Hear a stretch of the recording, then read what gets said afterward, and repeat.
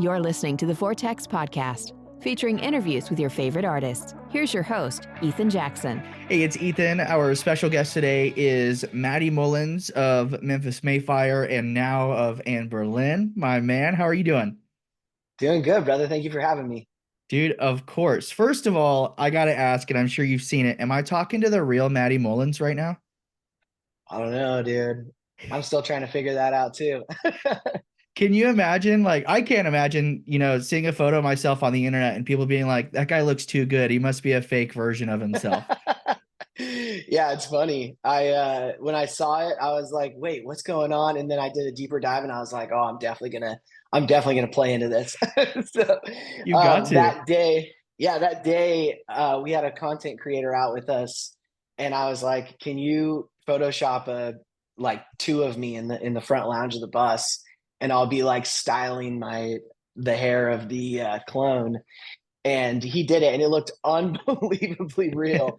And it turned out really cool. But anyways, yeah, it's fun. I think it might have died off a little bit now, but you gotta strike while there's some hype going, Absolutely. I got a good laugh out of that a couple weeks ago. It was great. But hey, man, so you're out on the road with Anberlin right now. Tell me a little bit about how all of that came together, how you ended up being the new frontman for Anberlin. Yeah, so I was a huge fan of the band growing up and had exchanged a couple direct messages with Steven over Instagram, over the years. And then he had asked me to come out to Furnace Fest and sing with them. Just like, he was singing for the band, but I just came up for a guest vocal. And we hung out for probably 20 minutes or so, just got to know each other a little bit. And then it was that random. One day I was in my studio and I got a text, said Stephen Christian. I was like, what's up? Opened it up, and it was like, would you consider touring with Anberlin? And I was just like, I ran downstairs, I showed my wife, I'm like, do you think I'm getting pranked? It was crazy, like Stephen and I don't have like any crazy background or anything like that. But we do see eye to eye on a lot of things, and I have a lot of respect for him. And so I was handpicked. That is the truth. That's how it happened. And we're closer than ever before, now.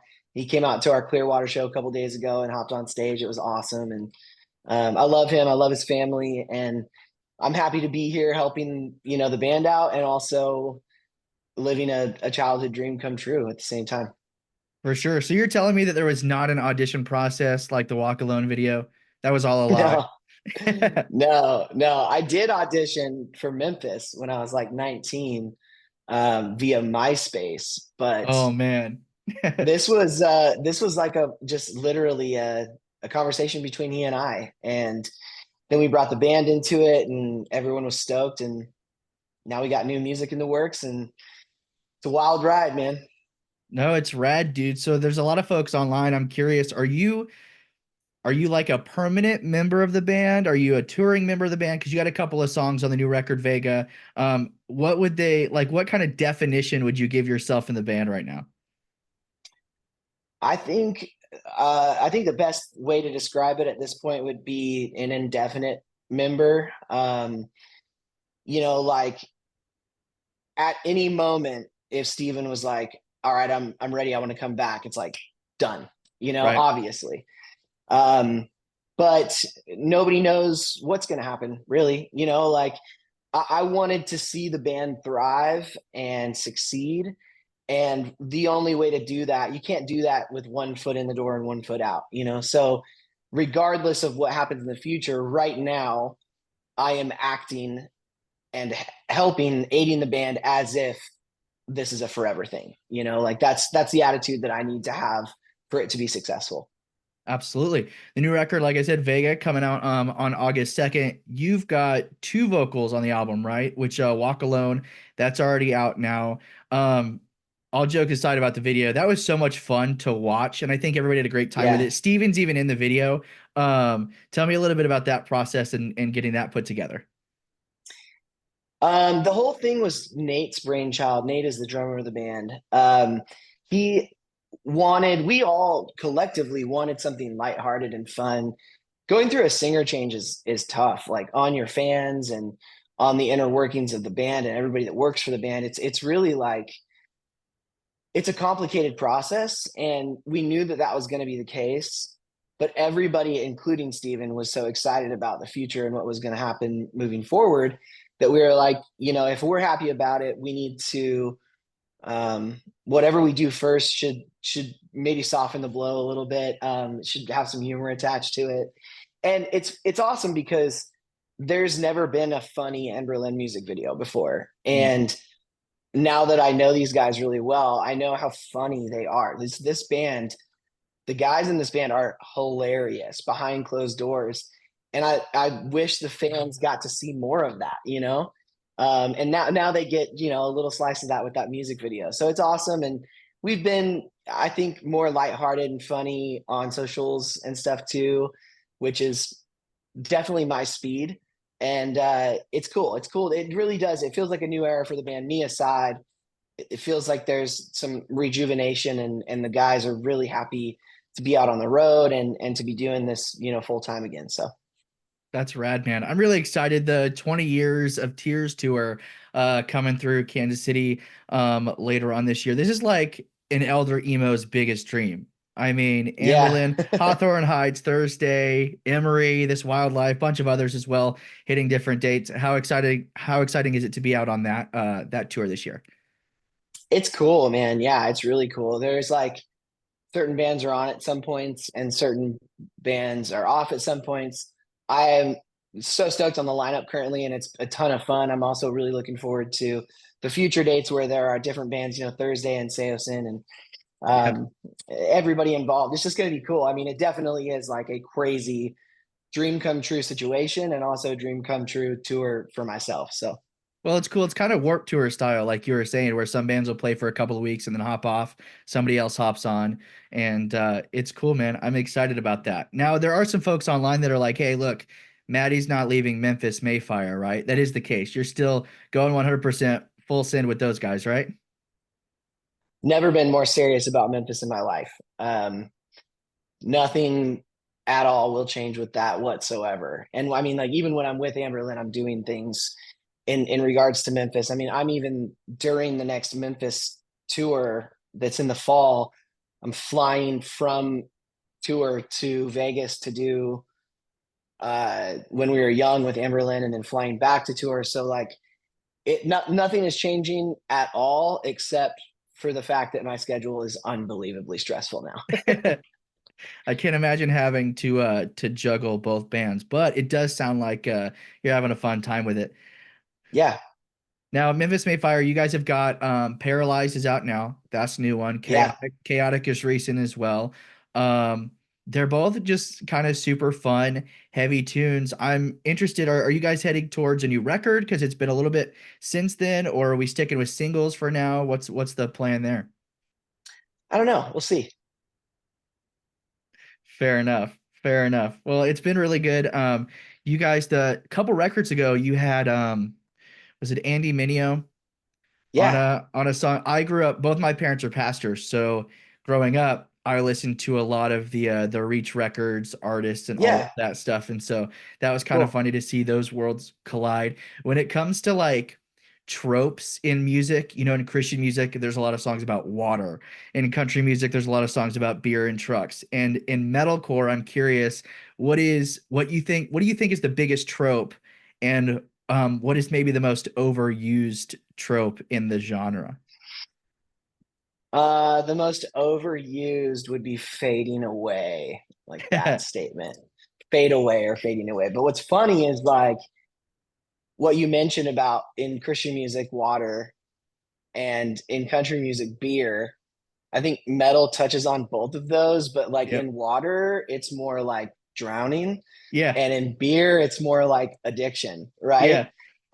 So we're all humans from every genre of music. We're all going through the same things, but I think metal addresses things that can be serious, where other genres might just be celebrating that. And that's not a diss by any means. Just in regards to lyrical content, that does kind of seem like how it works. Yeah, for sure. I was thinking about that today, It was really funny. I was showing some friends of mine some music that I listened to growing up. It was all like Michael W. Smith and, Stephen Curtis Chapman and Chris Tomlin. And I Yeah. was like, here's all the Water songs. And we were going through Yeah. just listening to it. We were on a road trip and it was just like we listened to like 2 hours of CCM and it was Yeah. fantastic. That's awesome. Yeah. Jars of Clay Flood. Oh, yeah. 100%. Water reference there, man. That was Jars of Clay was the first concert I ever saw. And back then, I mean, like Christian music was wildly different. It was Oh, yeah. borderline just as big as anything mainstream, DC Talk was doing like arenas and stuff like that. That very much is my childhood. So I know exactly what you're talking about. Yeah, I think Jars of Clay was one of my first shows too. I saw them at the Illinois State Fair. Nice. That state fair, Nice. the guy who ran the Kiss FM station in town, he hosted a Christian night on family night. I remember it was the last Sunday of the fair. And so they would have this free stage. So I think I saw a pillar there at one point. Yeah, dude. Fireproof. But yeah, exactly. That's it. So it was funny a couple weeks ago just reliving all of those memories with that music. It was fun. But Yeah.